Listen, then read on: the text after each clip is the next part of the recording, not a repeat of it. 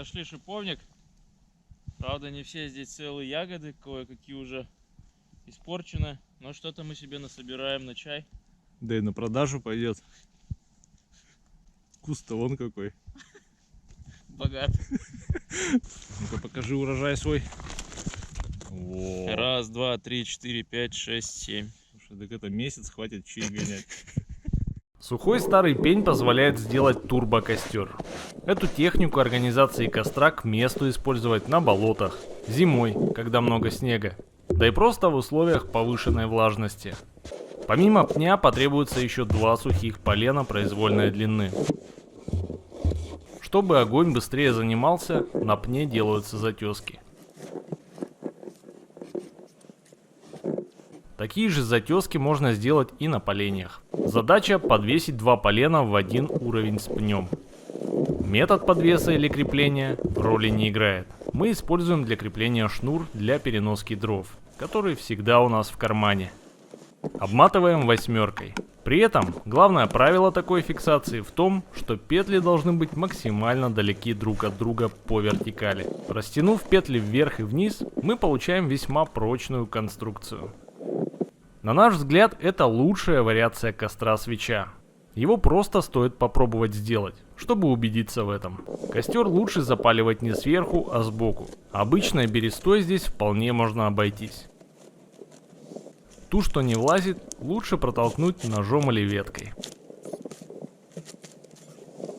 Чтобы костер разгорелся, требуется от 10 до 15 минут.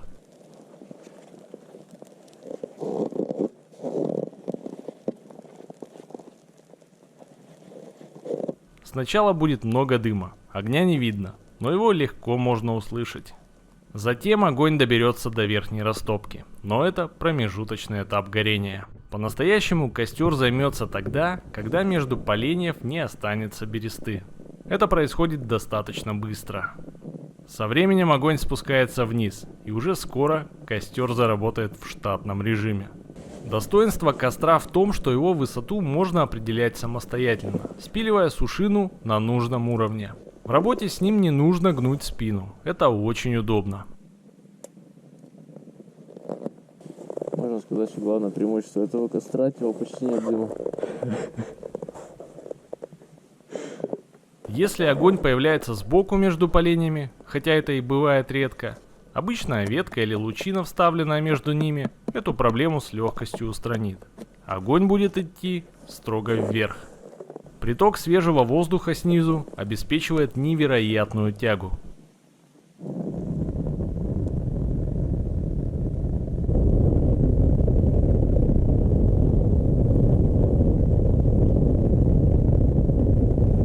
Чем ниже спускается огонь, тем сильнее пламя. Этот костер идеален для лесной кухни. Его легко собрать и развести. Его легко погасить и также запалить вновь, когда потребуется. Он не упадет. Он крайне устойчив и позволяет определить его уровень самостоятельно. Такой костер отлично подойдет охотникам для опаливания дичи. Пользоваться им – одно удовольствие. Чайник кипятится мгновенно, да и руки согреть – дело нескольких минут. Это заслуженно один из наших любимых костров. Заготовка дров в лесу – процедура, без которой не обойтись. Часто приходится искать подходящую древесину, пилить и рубить ее. Мы показывали множество вариантов распиловки дров с использованием подручных средств. Настало время показать лучший вариант.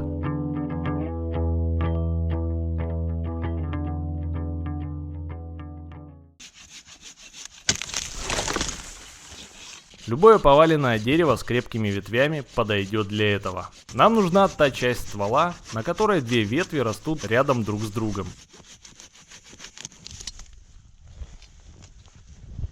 Сколько дереву лет было?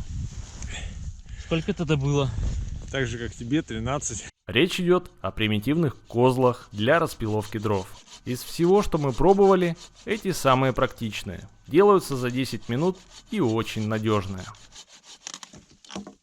Ветви служат ногами, и их длина определяется в зависимости от роста того, кто с ними работает. Нужна еще одна крепкая поперечина, которая будет служить опорой для дров. Мы вязали такие козлы и из 3 жердин. Однако позже пришли именно к этой конструкции. Она значительно крепче. Поперечина надежно привязывается к каждой ноге, исходя из диаметров дров, которые будут заготавливаться.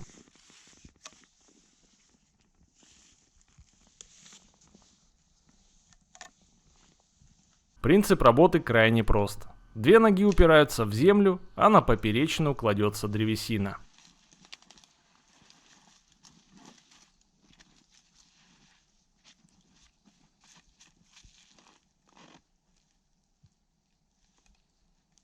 Жерди и стволы деревьев в таких козлах отлично фиксируются, и с ними очень просто и удобно работать.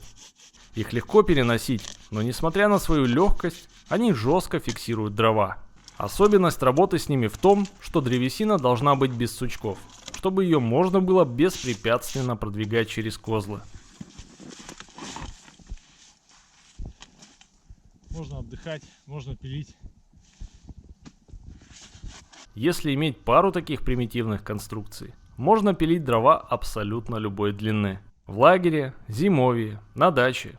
Такие козлы везде помогут. Преимущества очевидны. Их крайне просто сделать. Распиловка происходит комфортно. Человек просто стоит и пилит. Дрова надежно зафиксированы на нужном уровне. Также такие козлы очень мобильны. Пользуйтесь на здоровье.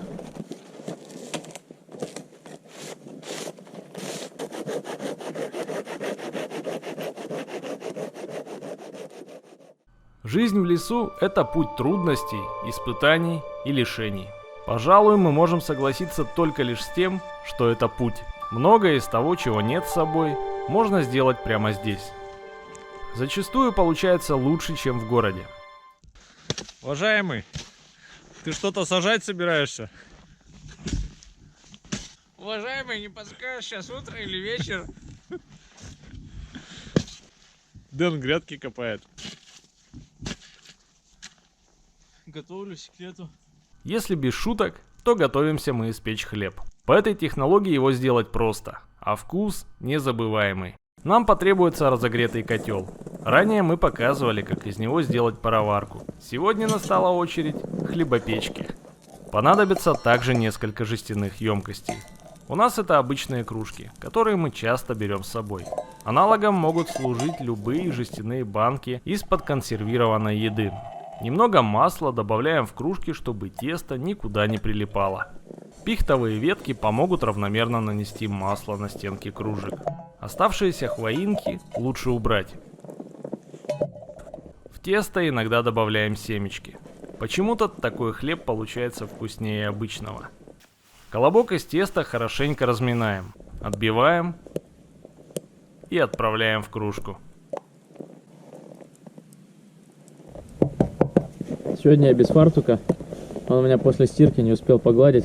Тесто укладываем не до самого края, в расчете на то, что оно поднимется при выпекании. На дне должны лежать несколько палочек, чтобы у кружек не было прямого контакта с древесиной. Теперь котел можно ставить на угли. Внутри него образуется достаточная температура, чтобы выпечь что угодно. Пироги, хлеб, пиццу.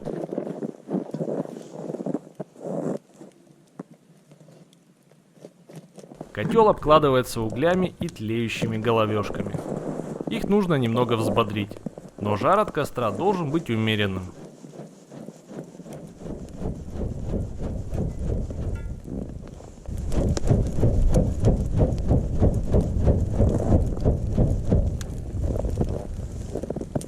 Немного огня и много углей. Вот ключ к успеху в выпекании хлеба таким способом. В среднем требуется 30-40 минут, чтобы получить нужный результат. Горячий, с хрустящей корочкой, но мягкой внутри, этот хлеб никого не оставит равнодушным. В таком режиме на костре ничего не пригорит. Жар ослаб, и хлеб находится просто в горячем состоянии. К трапезе можно приступать, когда с остальными делами будет покончено. Словами сложно описать запах и вкус такого хлеба. Но просто поверьте, это что-то по-настоящему волшебное. Зимой его можно напечь впрок и заморозить до нужного момента.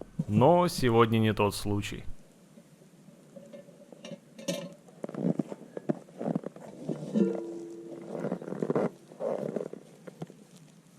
Руки терпят с трудом. Он еще не остыл. Но ждать невозможно. А вот она на изломе. Шикарно. О, горяченная какая. Булочную будем открывать? Да. Я думаю, надо назвать ее у Петровича. Булочного Петровича. Ну а как он хрустит. До сих пор парит. Полностью готов.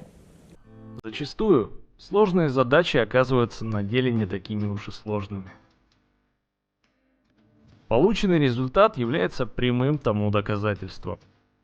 Немного смекалки, упорства, и все непременно получится. Ну а с вами были мы, Лесные. До новых встреч, друзья. Всем пока.